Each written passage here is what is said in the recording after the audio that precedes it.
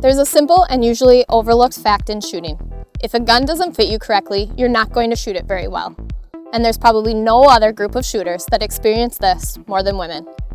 There are more of us getting into hunting than ever before, and that's great. The problem is that all too many of us are initially outfitted with a borrowed rifle, and these guns simply don't fit most of us.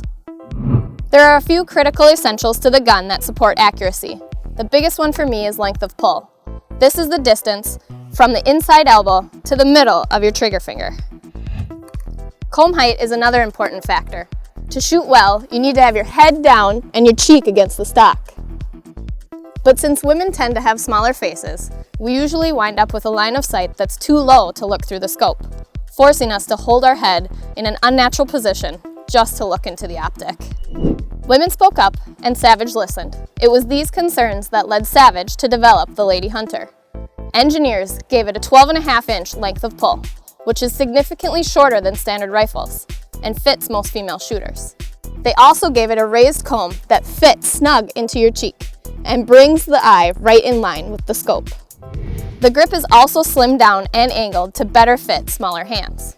And at 6 to 6.5 pounds, it's light enough to handle, yet heavy enough to soak up some recoil.